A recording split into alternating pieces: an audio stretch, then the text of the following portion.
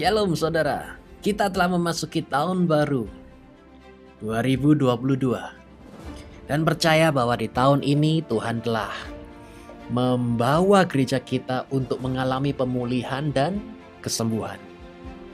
Dan kita berdoa dan percaya bagi Tuhan tidak ada yang mustahil. Semuanya bisa dipulihkan dan bisa disembuhkan.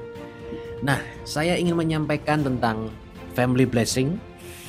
Saudara, sangat penting sekali pergerakan dari family blessing ini untuk menopang pertumbuhan gereja.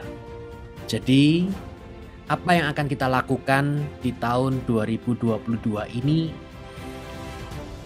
di mana kelompok-kelompok itu ya masih di dalam protokoler, tetap menjaga. Tapi tidak menutup kemungkinan di mana mereka tetap bisa berkumpul dan bertumbuh bersama lebih tepatnya. Nah, sekarang saudara, di dalam family blessing itu ketika Anda menyaksikan ini, kita mesti mengikutinya dengan tepat. Ya, apa yang dilakukan di dalam family blessing? Yang pertama adalah kita berkumpul.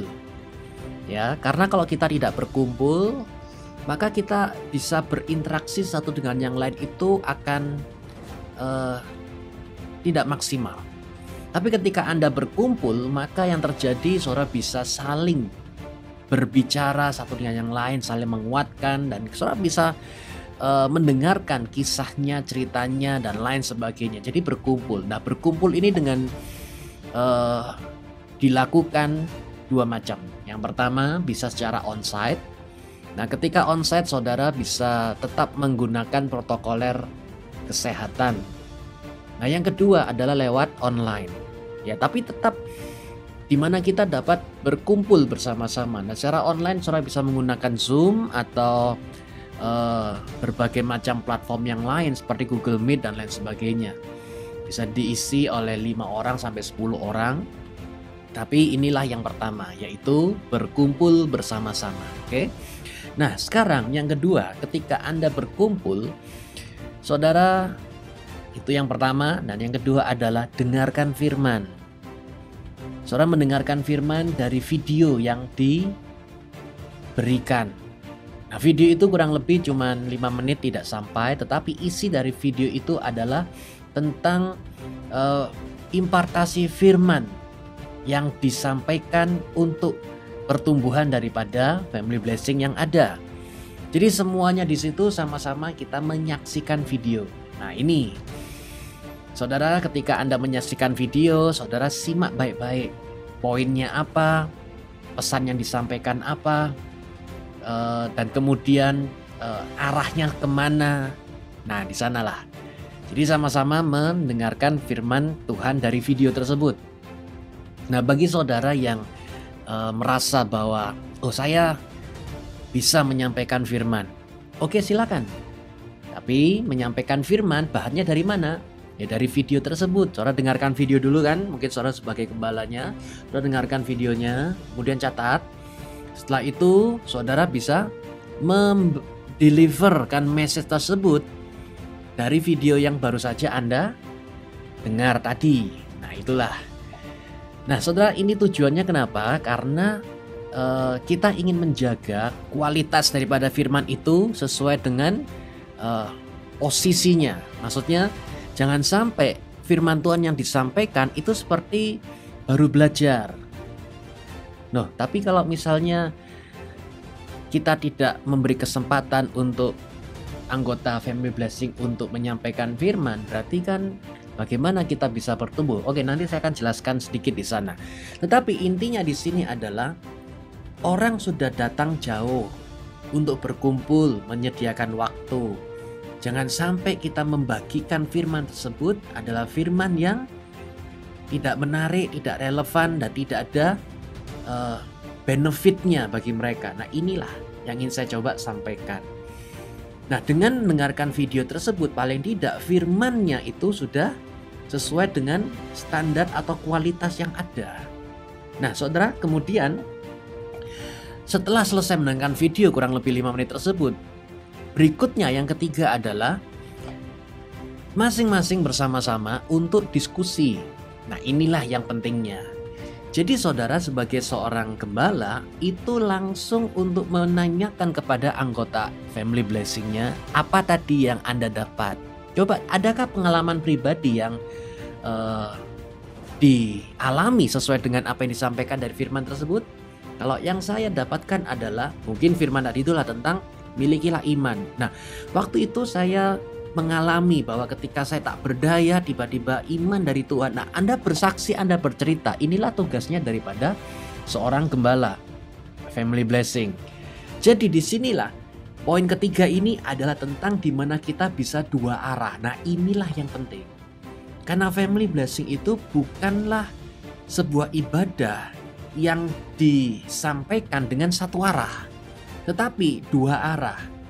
Di mana kita bisa mendengarkan kesaksian dari mereka, pengalaman pribadinya, apa yang didapatkan. Kita inilah sebagai fasilitator yang mengarahkan kepada semuanya dapat mendapatkan apa dari pertemuan family blessing kali ini. Nah, itulah saudara. Ya, ini yang penting. Jadi kalau bisa dalam family blessing tersebut, mungkin firmannya cuma 20%. Tetapi 80% itu adalah dua arah antara jemaat dan kita, dan kemudian kesaksian dan diskusi, mungkin pengalaman pribadi dan lain sebagainya. Inilah bagian ketiga. Nah, itu saudara. Dan kita melihat bahwa kalau di hari Minggu itu sudah satu arah. Mereka memuji Tuhan, mereka mendengarkan firman. Tetapi di manakah kesempatan di mana mereka bisa menceritakan tentang kehidupan mereka? Di mana mereka bisa sharing tentang pengalaman pribadi. Kalau misalnya mereka belum mendapatkan kesaksian, nah kita pancing dia untuk bisa melihat bagaimana Tuhan bekerja dalam kehidupan mereka, sehingga mereka dapat menceritakan kesaksian pribadi mereka. Nah, inilah poin ketiga. Nah, saudara lihat, inilah yang perlu kita pegang di sana. Nah, setelah poin ketiga selesai, berikutnya masuk yang keempat adalah saling mendoakan. Ya, ada di sini yang mau didoakan? Ayo didoakan untuk apa? Silakan Bapak A, Bapak B, nanti saling mendoakan ya. Kemudian Bapak B mendoakan Bapak C dan lain sebagainya.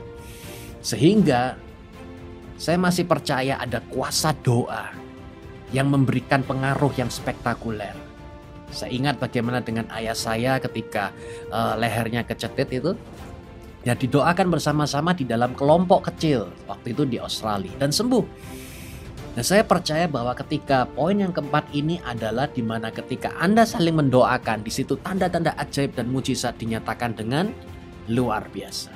Dan yang terakhir, yang kelima adalah fellowship bersama. Saudara bisa makan-makan bersama, tapi ingat kembali lagi jaga protokoler kesehatan, ya. Dan kemudian saudara bisa main bersama, nyanyi bersama dan lain sebagainya di sana. Dan kemudian bisa games bersama, itu fellowship. Sehingga kita membuat family blessing itu bukan lagi ibadah, tetapi adalah sebuah komunitas yang menyenangkan, yang asik, yang fun, excited, dan yang dinanti-nantikan dan bertumbuh bersama-sama. Bisa jadi family blessingnya komunitas Anda bisa untuk nonton, ya, nonton film, movie yang sedang keluar apa, atau mungkin bisa pergi ke satu tempat rekreasi bersama atau mancing bersama, family connect-nya dijalankan dan lain sebagainya. Nah, inilah yang kita lakukan di dalam satu kali ibadah, satu kali aktivitas, satu kali kegiatan di dalam family blessing. Kemudian ada pertanyaan begini, bagaimana dengan kesatuan hati, bertumbuh bersama dan memenangkan jiwa? Saya masih sepakat dengan itu. Dan di dalam family blessing memang kita tetap bersama-sama untuk memiliki kesatuan hati, tumbuh bersama, memenangkan jiwa. Kita bahas sekarang tentang kesatuan hati. Saudara tahu kesatuan hati saya temukan di sini adalah di mana kita ketika ada 5 orang ini berkumpul bersama-sama, mereka menjadi satu di dalam Kristus, ya kan? United, unity, ada kesatuan. Tetapi apa langkah praktis, langkah yang terlihat ketika ada kesatuan hati? Yaitu yang paling pertama kali adalah saling mengenal satu dengan yang lain. Nah kan, dimana kita bisa mengenal apa yang menjadi kekuatannya dia, kekuatannya kelemahan kekuatannya teman kita, dan seperti apa orangnya, karakternya seperti apa, dan kita juga tahu kelemahannya dia di mana. Nah, ini loh saudara, sehingga kita bersama-sama saling menopang satu dengan yang lain. Dan kalau kita tahu kelemahannya dia di mana, kita saling berjaga-jaga satu dengan yang lain. Dan saudara tahu bahwa kesatuan hati ini tidak bisa dicapai dengan usaha dan upaya manusia, tetapi hanya bisa melalui siapa? Roh Kudus. Kenapa? Karena gini, manusia itu memiliki karakter yang berbeda-beda.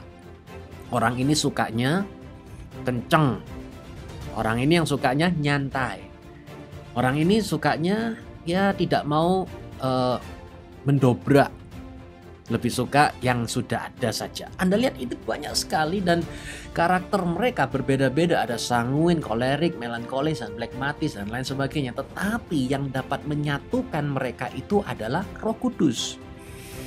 Dan itulah sangat diperlukan sekali dalam family blessing. Kita butuh peranan Roh Kudus itu untuk mengikat kita dan membawa kita semuanya bertumbuh. Untuk masuk poin kedua tadi, tetapi bagaimana kita bisa bertumbuh jikalau tidak ada kesatuan hati bersama-sama.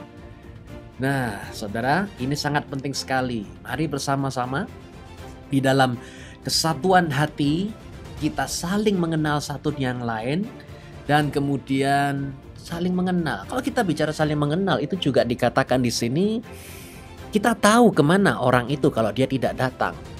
Kita tahu apa yang dialami oleh dia, pergumulannya dia seperti apa, dan kita datang dan mendoakan. Anda lihat, di sini kita tahu berapa jumlah domba yang Tuhan sedang percayakan pada kita. Dan kalau misal 5 tidak ada 1, karena kita kenal dia lagi ngapain, dia lagi ngalami apa, kita cari dan kita rekrut kembali. Ayo di mana? Ayo datang gereja, ayo kumpul-kumpul lagi. Ingat loh ya, kalau misalnya sendirian itu lebih mudah diterkam oleh yang buas. Saudara tahu yang mana yang cepat mati kalau di padang gurun begitu? Hewan yang sendirian diterkam oleh binatang buas. Ya toh, tapi kalau mereka berkelompok bersama-sama, binatang buas kalau mau menerkam itu pun akan mikir.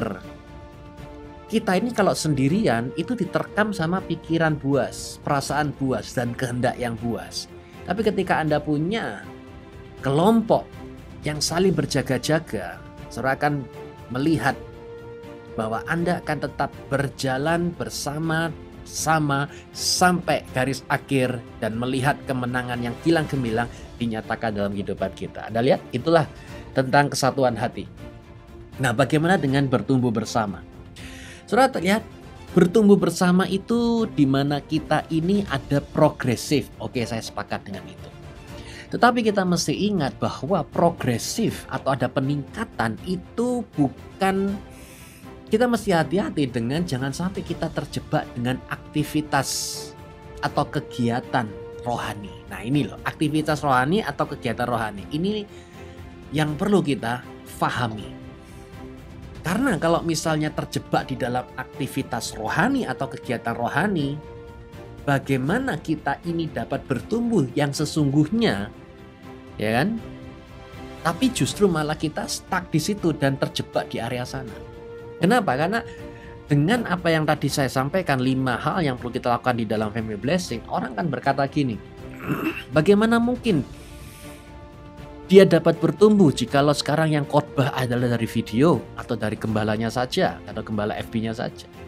Kan kita perlu memberi kesempatan bagi mereka untuk dapat bertumbuh dalam menyampaikan firman, ya kan? Itu zaman dulu, waktu yang lalu itu seperti itu. Semua digilir, jadi ada 5 orang, oke ya, minggu 1 kamu, minggu 2 kamu, minggu 1. Ya kalau semuanya bagus dan pintar khotbah. Tapi kalau misal ada satu yang baru belajar dan baru melangkah, bagaimana?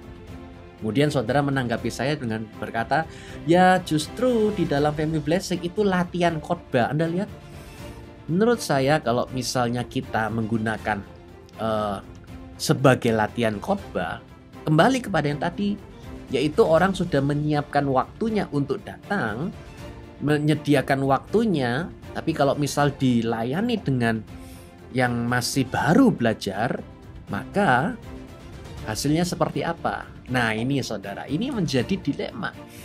Maka dari itu saya ingin nunjukkan pada saudara, itulah yang dinamakan aktivitas rohani. Anda tahu khotbah itu aktivitas rohani, kegiatan rohani.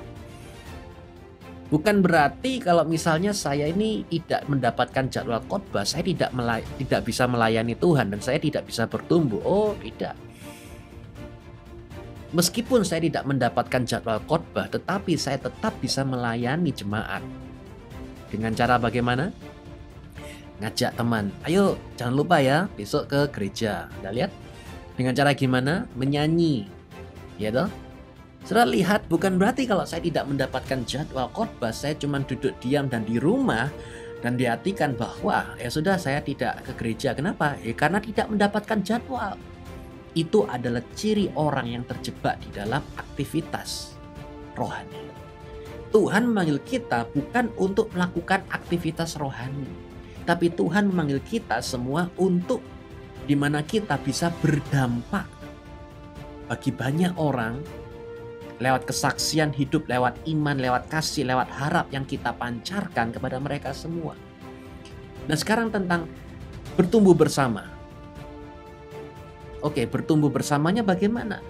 Saya bisa melihat di mana kita bisa bertumbuh di dalam pengenalan kita akan Kristus. Nah, itu ketika orang datang berfamily blessing, berkumpul bersama, orang akan semakin tahu bagaimana Kristusnya, apa yang bisa Yesus kerjakan dalam dirinya, ya kan?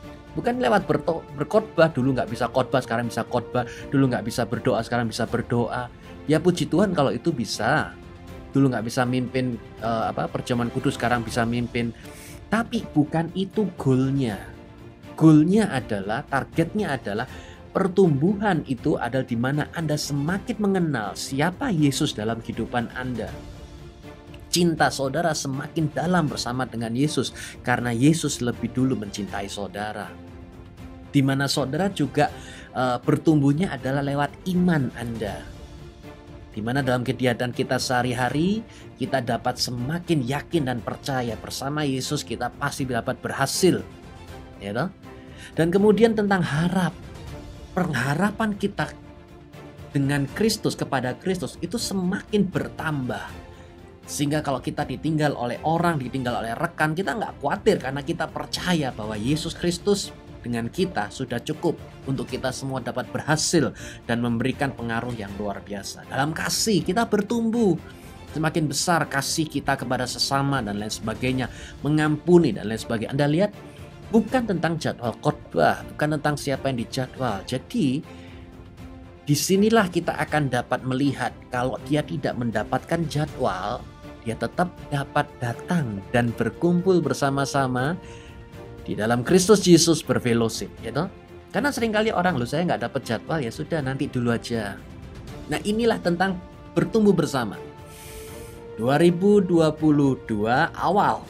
Nah, kita lihat ini setiap minggunya seperti apa, sampai bulannya seperti apa, dan akhirnya kita semakin dapat mengalami Kristus secara nyata dalam kehidupan kita.